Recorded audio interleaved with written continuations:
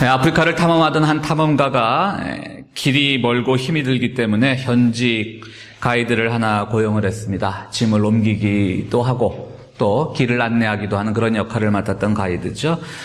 그런데 이제 이 탐험가는 좀 선입견이 있었습니다. 이 사람들이 돈만 받고 일을 제대로 하지 않는 것은 아닌지, 또 백인들이 가지고 있는 그 아프리칸에 대한 그 편견, 게으르게 하는 것은 아닌지, 그럼 편견이 있는데 그 편견을 불식시키기라도 하듯이 첫날부터 엄청나게 빠른 속도로 길을 안내하고 또 무거운 짐을 들고 가는 겁니다. 이 탐험가는 굉장히 마음이 기뻤습니다. 아, 내가 편견을 가지고 있었구나. 이렇게 열심히 일을 하는구나. 그렇다면 이번 탐험 계획은 내가 본래 계획했던 것보다 더 빨리 끝낼 수 있겠구나. 그가 이렇게만 협조를 해준다면 경비도 절약이 되고 빨리 끝낼 수 있구나. 이런 생각을 하는데 하룻밤 같이 묵고 나는데 그 다음날 움직이질 않는다라고 하는 겁니다. 야, 오늘도 갈 길을 가자라고 하는데 이 현지 가이드가 가지를 않는 거예요. 그 탐험가가 빨리 가자고 재촉을 했더니 이 현지인 아프리칸 가이드가 이렇게 대답을 했다고 합니다. 어제 너무 빨리 움직였기 때문에 아직 제 영혼이 제 육체를 따라오지 않았습니다. 제 몸은 지금 이 지점에 와 있는데 제 영혼은 저 뒤쳐져 있습니다. 내가 너무 빨리 왔기 때문에 그래서 영혼이 올 때까지 오늘은 하루 쉬어야 되겠습니다. 라고 말을 했다라고 하는 겁니다. 이것은 어찌 보면 정말 그들이 하루 정도 쉬는 어떤 태업을 하는 나태한 그렇게도 들릴 수가 있겠지만 실제로 우리들에게 굉장히 깊은 의미를 줍니다. 그들에게 있어서 그들의 삶을 인도하는 것은 정신이고 영혼이란 뜻인 것이죠. 몸은 어떻게 해서든지 빨리 움직일 수 있고 빨리 갈 수 있겠지만 그들을 움직이는 지탱하는 힘인 정신과 영혼이 아직 따라오지 않는다라면 우리의 몸의 움직임은 아무런 의미가 없다라고 하는 것으로 이 예화를 소개한 사람은 그렇게 표현을 하고 있습니다. 그렇습니다. 우리는 바쁜 세상에서 살아갑니다. 그런데 이 바쁜 세상에서 우리가 살면서 내가 지금 왜 살고 있는지, 어디를 향해 가고 있는지 간혹 잊을 때가 많이 있습니다. 그리고 내가 이 바쁜 세상에서 여러 가지 일을 할 때 나를 지탱하는 힘은, 나를 뒷받쳐주는 힘은 어디서 나오는지 잊고 지낼 때도 많이 있습니다. 오늘 설교는 우리가 너무나 잘 아는 얘기입니다. 그리고 오늘 설교 제목은 마르다의 세상에서 마리아의 마음 갖기라고 하는 설교 제목이 상당히 아름다운데요. 제가 지은 제목은 아니고 조안나 위버라고 하는 사람이 쓴 같은 제목의 책의 제목에서 이 설교를 따왔습니다. 그런데 저는 이 설교를 준비하면서 이런 책이 있다는 걸 처음 알게 돼서요.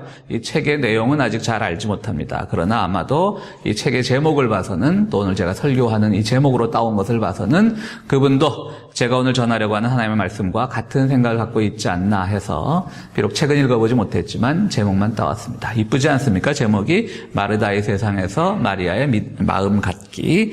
그렇습니다. 우리 마르다와 마리아 얘기는 너무나 유명합니다. 예수님께서 길을 가시다가 마르다라고 하는 한 여인을 만나게 되는데 마르다라고 하는 여인이 예수님을 집에 초청을 하죠. 누구나 그렇습니다. 사람을 초청을 하면 뭔가 드실 것을, 먹을 것을 대접을 해야 됩니다. 마르다는 예수님을 대접하기 위해서 열심히 일을 합니다. 그런데 마리아는 예수님 발치에 앉아서 예수님의 말씀만 경청하고 있습니다. 마르다가 항의를 합니다. 선생님, 오늘 이 집에 초대한 사람은 나고 내가 선생님을 위해서 열심히 음식을 준비하고 있는데 왜 마리아로 하여금 나를 돕게끔 하지 않고 선생님 말씀 듣는데 가만 놔두십니까? 라고 했을 때 예수님께서 그렇구나, 마리아 너도 가서 언니 좀 도와라, 이런 대답이 나올 줄을 마르다는 기대했겠죠. 그러나 그러지 않습니다. 오히려 그 말을 꺼낸 마르다가 무한하리만큼 너는 왜 그렇게 많은 것들을 염려하느냐, 세상에 이렇게 많은 것 염려하지 마라. 오히려 내 동생 마리아는 가장 좋은 쪽을 택하였다, 가장 좋은 것을 택하였다 라고 이렇게 말합니다. 참 말하는 사람 굉장히 무한했을 것 같습니다.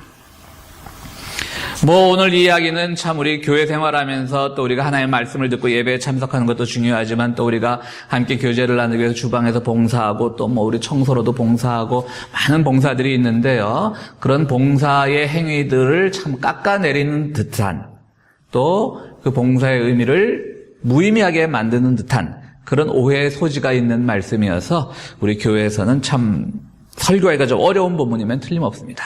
교회라는 조직이 돌아가기 위해서는 예배를 드리면서 설교를 듣고 말씀을 나누는 것도 물론 중요하지만 사실은 그 뒤에 보이지 않는 많은 봉사의 손길들이 있는데 이 봉사가 이렇게 주님 앞에 무한을 당할 것이라면 누가 이렇게 나서서 봉사를 하겠는가? 참 그렇죠? 사실 그렇지 않습니까? 여러분들 그 교회에서 누가 가끔 이 예배에 빠지거나 그러면 별로 그렇게 그 사람에 대해서 우리가 잘못 얘기하거나 그렇게 잘 하지 않아요. 무슨 일이 있어서 예배에 빠졌겠거니 하지만 누가 같이 다 봉사할 때, 교회를 봉사할 때 누군가가 빠져 있으면 당장 눈에 띄니까 그게, 그죠? 그럼 늘 소위 말하는 밉상 소리도 듣게 되고 그런 일들이 있게 되는 것이죠. 어떻게 보면 우리가 살아가는데 당연한 현실일 수도 있습니다. 오늘 이 마르다와 마리아의 이런 약간 묘한 관계, 그야말로 말씀을 듣는 것이 중요하느냐, 봉사를 하는 것이 중요하느냐, 참 어려운 건데요. 이런 일화에는 여러 가지 얘기들이 또 뒤따르고 있습니다. 두 가지 상반된 이야기가 있는데, 하나는 초대교회에서요, 이 말씀을 잘못 받아들여가지고 복음을 전하는 전도자들에게 음식을 대접하지 않는 것이 예수님의 뜻이라고 하는 초대교회의 전통들이 있었습니다. 예수님은 음식을 먹는 것을 원치 않는다. 말씀 듣는 것만 좋아한다.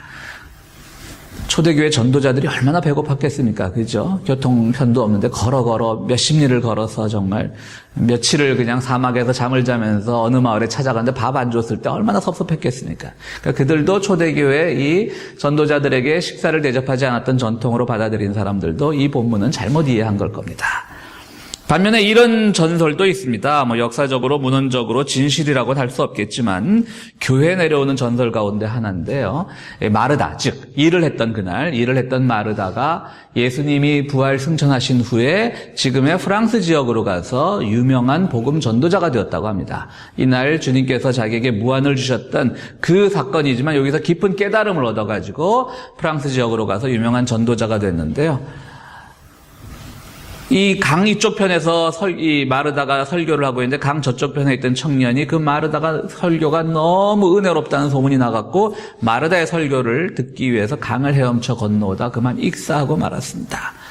그러자 사람들이 그의 익사한 시체를 건너왔을 때 마르다가 그에게 안수하고 기도했더니 이 익사한 사람이 살아났다라고 하는 초대교회 전설이 있습니다. 이건 전설이죠. 사실인지 아닌지 우리가 알 수가 없습니다만은 분명한 것은 그런 전설이 내려올 땐 전설의 의미가 있는 것이죠.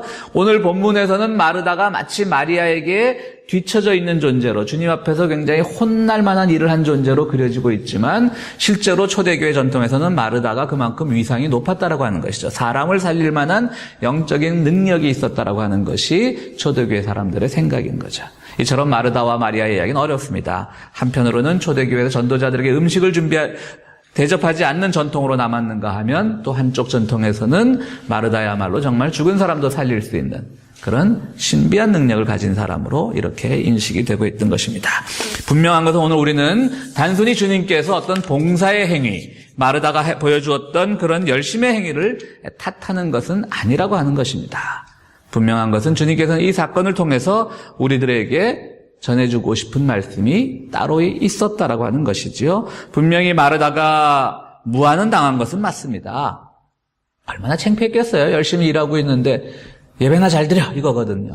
오늘 제가 이만큼 교회에서 봉사했는데 그런 거 필요 없이 설교나 잘 들어, 성경 공부나 열심히 해, 이런 식의 약간 무안당한 걸 수도 있죠. 그러나 여러분들 그 잘 아는 수로보니게 여인이 있지 않습니까?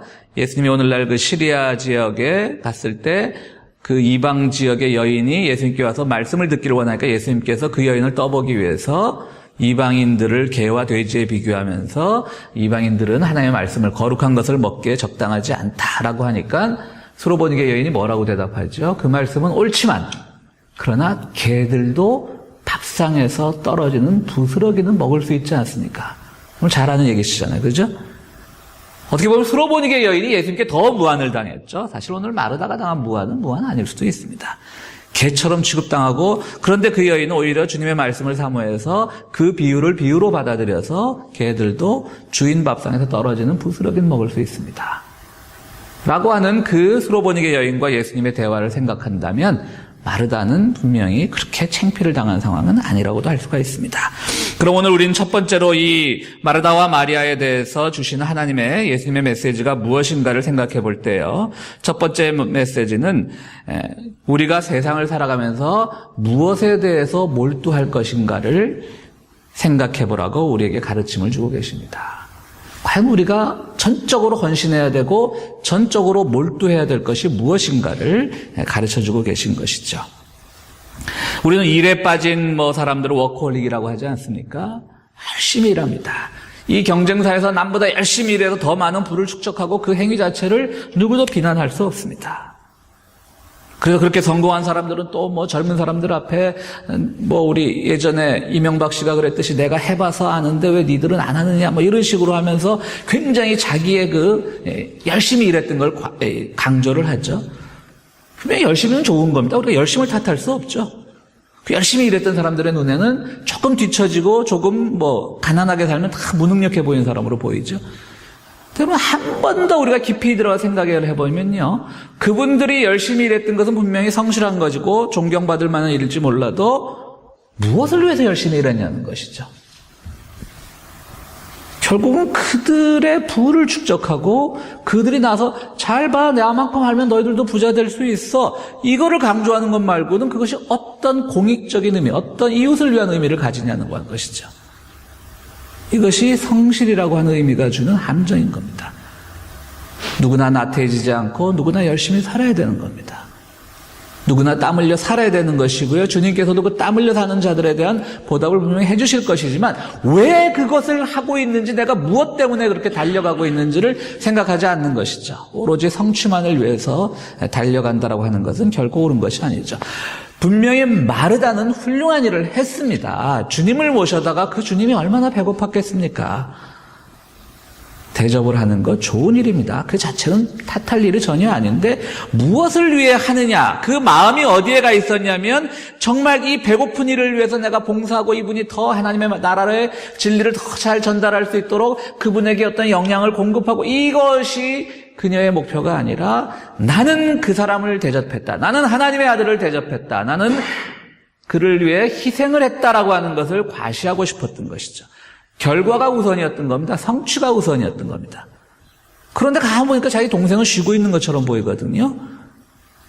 그럼 우리가 정말 진실한 믿음의 사람이라면, 그래, 나는 그래도 솔직히 말해서 나는 말씀을 듣는 것보다 난 일하는 게 좋아 라고 하면 일을 하면서 나 대신 동생이라도 듣고 그 말씀을 나중에 내가 동생한테 한번 들어야지, 이런 식으로 얼마든지 생각할 수 있고요. 나의 희생을 통해서 동생이라도 하나님의 말씀에 더 깊이 갈 수 있다면 좋은 것이라고 생각을 해야 되는 것인데 그렇게 되지 않는 것이죠. 왜 쟤는 일 안 하는데 나만 일해야 되죠? 누가 일하라고 주님이 시킨 것도 아닌데요. 주님이 너는 일해라고 시켰다면 또 그런 말이 나올 만도 하지만요. 이게 무엇에 대한 열정인가, 무엇에 대한 몰두인가, 무엇에 대한 정열인가, 그것이 매우 중요하다고 하는 겁니다. 마르다는 그 마음이 정말 주님을 섬기는 마음보다는 자기를 내세우고 싶었던 마음이 많았던 겁니다. 정말 그 열정 속에 의미를 갖지 못한다면 그것은 다른 길로 빠지기가 쉽습니다. 좋은 일을, 분명히 마르다는 좋은 일을 했지만 그 열정의 목표가 잘못되었을 때 그녀의 마음까지도 의심을 받게 되었던 것입니다. 세상에 정의로운 일을 하다가 막판에 가서 변절하는 사람들이 얼마나 많이 있습니까? 그들이 했던 정의로운 일들은 참 훌륭한 것이었지만, 그러나 그들의 그 마음 깊이 있는 영혼의 뒤따름, 영혼이 그들의 삶을 인도해야 된다는 것, 정신이 인도해야 된다는 것에 대한 자각이 없었을 때 그들은 변절하게 되고 마는 것입니다. 오늘 우리 지지난주에 마라톤 뛰었던 우리 장기병 씨는 교회 안 온 것 같은데, 우리 장기병 교우가 마라톤을 나갔었는데요. 그 마라톤, 우리 이내훈 교우님도 마라톤 나가보셔서 아시겠지만, 이제 처음에는 선수급들, 그야말로 세계 기록도 세우고 이래서 선수급들이 뛰고, 이제 그 다음에 이제 아마추어 마라토너들이 뜁니다. 저는 그걸 보면서 늘 신기했어요. 그 수천 명이 뛰는데 다 일렬로 서서 동일하게 출발할 수는 없는 거잖아요. 그 기록이 어떻게 되는 건가 했더니 그 몰라서 하는 얘기였더라고요. 이 출전을 하면 그 칩을 하나씩 줘가지고요, 그 칩이 중간중간에 시간을 다 재는 겁니다. 그러니까 내가 좀 오히려 골인 지점에 어떤 A라는 사람이 B라는 사람보다 늦게 들어가는 경우가 있다 할지라도 그 사람이 먼저 떠나서 늦게 들어간 경우이지, 중간중간 기록을 그 포인트마다 칩이 자동으로 계측을 해서 A라는 선수는 5km 지점을 얼마 만에 통과했고 골인 지점을 얼마 만에 통과해서, 그러니까 진짜 선수급들 말고 일반 선수들은, 아마추어 마라토너들은 골인 지점에 누가 빨리 들어가냐 보다는 그 칩이 나중에 다 계산을 해주는 것이죠. 그래서 이 사람은 몇 등을 했고. 근데 그 중에서도요, 그러니까 이 전문 선수들 말고 거기서 지름길로 가는 사람들이 있답니다. 그러니까 중간 기록이 빠져버린 거예요. 근데 그건 뭐 선수들이 아니까 다 인해온 경우, 그런 경우 들어보셨어요? 전문 마라토너들이고 내가 큰일 나는 거죠. 그거 뭐 선수 자격 박탈당하니까. 일반 마라토너들, 아마추어들은 그냥 자기 건강을 위해서 뭐 또 동호회들끼리 또 친교를 위해서 하는 거죠. 그렇기 때문에 그 뭐 수만 명 출전자들이 중간 기록 없는 거를 뭐 주최 측에서 다 뭐 부정선수로 잡아야 내겠습니까? 그거 뭐 관심 받기죠. 출전비 받아서 챙겼으면 된 거고요. 주최 측에서는. 근데 그 기록이, 중간 기록이 삭제된 사람들이 있대요. 그래서 그 말을 듣고, 아니, 이게 정말 뭐 금메달 따려고 나가는 것도 아니고, 그럼 더더욱 안 되겠지만, 개인의 취미를 위해 나가고, 개인의 건강을 위해서 나가는데, 거기서도 어떤 성취, 목적, 뭐 이런 거겠죠, 뭐. 내가 마라톤 3년 뛰어봤는데, 우리 마라톤 클럽에 뭐 들어온 지 얼마 안 되는 친구가 빨리 뛰는 것 같으면, 괜히 뭔가 밀리는 것 같고, 이래가지고, 중간에 새치기를 한다는 거예요. 야, 참 우리가 언제까지 이렇게 성취욕, 결과에 집착하는 삶을 살고 있는가. 그래서 그것이 괜히 나온 거겠습니까? 우리들의 삶에서도 다 표출이 되는 것이죠. 뭔가를 하는 것에만 우리가 중심을 가지다 보면, 뭔가를 이루려는 것만 강조하다 보면 우리의 영혼은 참 피폐해지기가 쉬운 겁니다. 역사 속에서 수많은 경우들을 우리들이 봤던 겁니다. 분명한 건 우리는 믿음 생활하면서 정말 기독교인들이 뭐 말만 앞세운다, 뭐 그냥 아무것도 안 한다, 이런 비판에 너무 직면해 있다 보니까요, 우리는 실천과 또 봉사에 대해서 열심을 내는 것은 당연합니다. 우리는 여전히 봉사하고 실천을 하고 이웃을 사랑하고 뒤처진 자를 도우며 살아가야 하지만요, 그것 자체가 목표가 되었을 때 우리의 영혼은 마르다처럼 되고 마는 겁니다. 주님은 지금 마르다에게 말씀하신 것은 바로 그겁니다. 너의 희생이, 너의 봉사가 가치 없다는 것이 아니라 그것이 지금 이루고자 하는 것이 무엇이냐. 너는 결국 그것이 다른 이에 대한 미움으로 나타나지 않았느냐. 그렇다는 것은 안 하는만 못하다는 거죠. 말씀을 듣는 것이 더 낫다라고 하는 것이죠. 여러분, 성경에서 가장 아름다운 예화가 뭡니까? 주님께서 비유로 말씀하신 선한 사마리아 사람의 비유입니다. 길을 가다가 모든 사람들에게 미움받던 그 사마리아 민족의 사람이 길거리에 강도 만난 사람을 도와줍니다.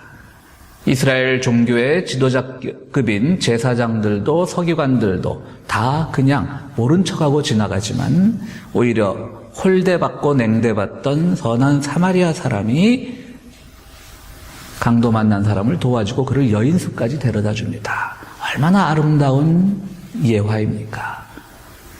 그래서 우리는 늘 선한 사마리아처럼 살려고 하는 것이 기독교인의 실천의 목표입니다. 그런데 여러분, 성경의 사건들도요, 때로는 시간적인 배치도 있지만요, 신학적인 배치도 많습니다. 오늘의 본문은 바로 선한 사마리아 사람의 비유, 바로 뒤에 나오는 얘기입니다. 초대교회 성경의 편집자들은 저는 분명히 이런 점을 고려했을 거라고 생각을 합니다. 선한 사마리아의 비유, 정말 우리 크리스찬들이 보여줘야 될 실천의 대표적인 거 아닙니까? 정말 우리는 돕고 상대방이 원수를 할지라도 우리는 사랑해야 되고 도와야 되는 것이 우리 기독교인이 가져야 될 실천의 가장 아름다운 모습인데, 바로 그 뒤에 때로는 실천이 잘못된 방향으로 나가면 안 된다라고 하는 것을 누가복음의 이 편집자는 배열을 하고 있는 거죠. 그 아름다운 비유 뒤에 정말 실천의 최고의 모습을 가진, 아름다운 모습을 가진 그 선한 사마리아 사람 비유 뒤에 오히려 실천이 잘못된 방향으로 나가면 이렇게 될 수도 있다라고 하는 것을 배치해서 우리의 신앙이 굉장히 균형을 가질 수 있도록 인도하고 있는 거예요. 저는 이게 참, 그래서 이 바로 사마리아 사람 비유 뒤에 있다는 것이 매우 의미가 있다고 생각을 합니다.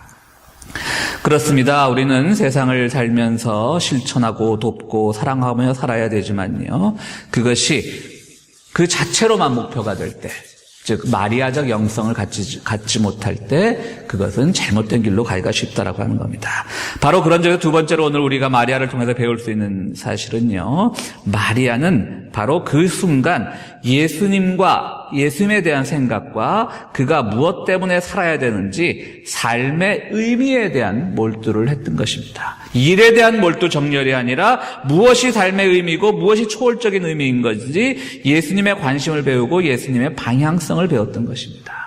마리아가 바보가 아니었을 겁니다. 단순히 행위로만 보자면 마르다의 행위가 훨씬 더 뛰어나고 봉사하는 행위라는 것을 마리아가 결코 모르지 않았을 겁니다. 그러나 마리아는 그 순간 무엇이 더 급했냐면, 지금 이 갈릴리 지역을 다니면서 하나님 나라의 진리를 전하는 이분이 과연 무슨 말씀을 하고 있는지가 더 궁금했던 것이죠. 그분의 배고픔도 생각하지 않고 그런 생각을 했던 겁니다.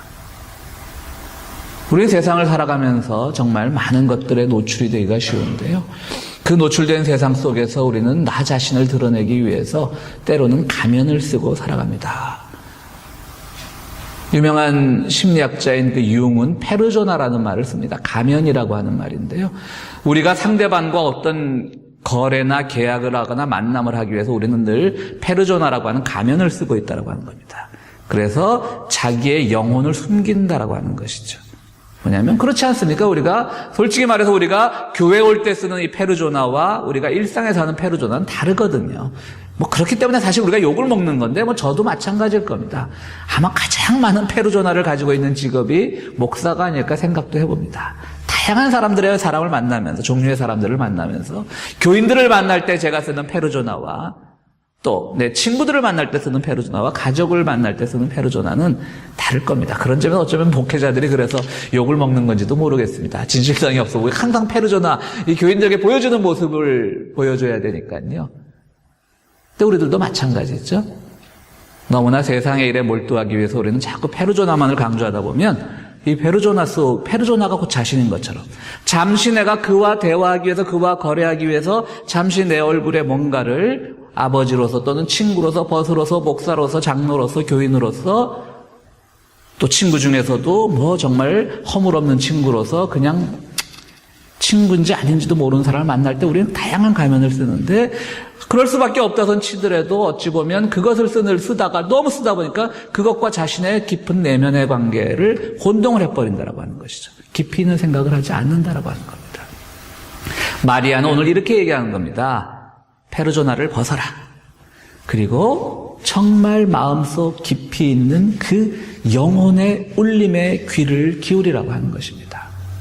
분명히 좋은 일을 해야 되고 선한 일을 해야 되고 정의로운 일을 해야 되지만 우리는 그 페르소나 속에서 혹시 주님께서 주신 가장 깊은 의미, 삶의 의미가 무엇이고 삶의 방향이 무엇이고 정말 하나님께서 오늘 이 땅에서 우리에게 무엇을 하기를 원하시는지에 대해서 놓치지는 말아야 된다고 하는 것이죠. 오늘 이 두 자매의 이야기를 통해서 우리는 그것을 배울 수가 있는 겁니다. 시편 131편에서 다윗은 참 아름다운 시편을 얘기하고 있습니다. 다윗만큼 뛰어났던 활동가가 어디 있습니까? 그는 하나님의 말씀을 실천하기 위해서 또 하나님의 뜻에 가장 충직했던 왕으로서 이스라엘을 크게 키웠던 아주 훌륭한 왕입니다.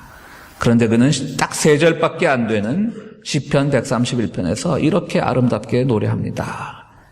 한번 같이 보시겠습니다. 시편 131편 1절에서 3절.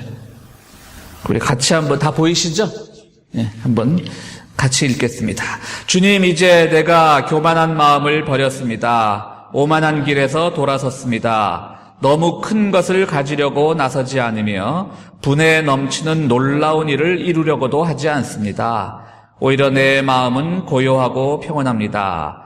젖된 아이가 어머니 품에 안겨 있듯이 내 영혼도 젖된 아이와 같습니다. 이스라엘아, 이제부터 영원히 오직 주님만을 의지하여라. 이스라엘을 통일했던 왕입니다. 이스라엘 역사 속에서 가장 위대한 왕으로 기억되기 때문에 아직도 이스라엘의 국기에는 다윗의 별이 그려져 있습니다. 어떤 일을 한 것으로 치자면, 성취를 한 것으로 치자면, 성공한 것으로 치자면 다윗만한 사람이 성경에 어디 있겠습니까? 참으로 많은 일을 했던 사람입니다. 그러나 그는 오늘 얘기합니다. 교만한 마음 갖지 않겠습니다. 내가 너무 큰 것을 가지려고 했는데 그렇게 나서지 않겠습니다. 오직 내 마음은 주님을 향해서 고요하고 평안할 뿐입니다. 바로 다윗에게 끊임없이 그에게 열정에 불을 붙였던 것은 바로 영혼의 고요함. 그리고 이 주님을 만나는 그 사건을 통해서 다윗은 더욱더 힘을 얻었을 것입니다. 그러므로 우리가 신앙에서는 균형이 매우 중요합니다. 하나님의 거룩함을 소망하는 마음과 또 우리의 노력들이 필요합니다. 어느 한 가지가 어느 한 가지를 이기려고 하는 것이 아니라 하나는 기초가 되어서 우리를 움직이는 것이고 하나는 우리의 겉이 되어서 그 기초를 표현하는 것입니다. 마르다는 바로 그 균형을 놓쳤던 여인일 뿐입니다. 결코 그릇된 여인은 아닙니다. 그러나 그 자신이 균형을 놓쳤다는 것을 깨닫고 나서는 초대교회 전설처럼 훌륭한 복음 전도자가 되었습니다. 예수님은 분명히 그 여인의 행위를 책망하지 않으셨습니다. 오히려 무엇 때문에 바쁜 것이고 무엇 때문에 힘든 것인지 그것을 좀 알아달라고 주님은 가르치고 있는 것입니다. 우리는 늘 신앙생활을 하면서 이웃을 향하여 섬기는 것들이 필요합니다. 섬김이 없는 믿음은 열매가 없습니다. 이기적이 될 뿐입니다. 그러므로 우리는 섬김을 통해서 믿음을 더욱 확고해 나가고 그러나 우리의 섬김은 또 믿음에 의해서 좌우된다라고 하는 그런 소중한 마음을 꼭 가지셔야 되는 겁니다. 그런 점에서 우리가 살고 있는 이 세상은 마르다와 같은 세상입니다. 당장 눈에 보이는 행위들이 인정받고 당장 눈에 보이는 성공이 인정받고 당장 눈에 보이는 열매들이 인정받는 세상이지만 이 마르다의 세상을 살아가면서 우리는 마르야의 마음, 즉 주님의 영혼에 의지하는 마음을 결코 놓쳐서는 안 될 것입니다. 그것이 바로 오늘 설교의 제목이 주는 의미이기도 합니다. 눈에 보이는 것이 분명히 대접받는 세상이지만 그러나 눈에 보이지 않는 우리 믿음의 세계, 우리 신앙의 세계들이 얼마나 소중한 것이라를 꼭 알아가는 여러분들이 되기를 바랍니다. 사랑하는 성도 여러분, 이웃을 위한 의미 있는 일이든 또 여러분들의 비즈니스를 위한 열정이든 교회를 위한 봉사든 여러분들의 가정을 행복하게 만들기 위한 행복한 가족을 만들기 위한 노력이든 심지어 여러분들의 인생을 재밌게 만드는 놀이가 되었든 그것이 하나님을 향한 마음을 잊은 채 행해져서는 안 될 것입니다. 그리스도를 더 깊이 알아가려는 마음을 결코 잊어서는 안 될 것입니다. 내가 왜 행복해야 되고 내가 왜 즐거워야 하며 내가 왜 돈을 벌어야 되고 왜 내가 정의와 평화를 위해서 투신해야 되는지 그것을 그리스도와의 관계를 통해 찾을 때 영혼을 통해 찾을 때 여러분들은 그것에서 지치지 않고 주님의 뜻대로 해나갈 수 있는 것입니다. 그리스도와 동행하는 가운데 여러분의 삶에서 행하는 모든 노력들이 주님의 은총 가운데 좋은 열매를 얻게 되기를 간절히 바랍니다. 우리 함께 기도하시겠습니다.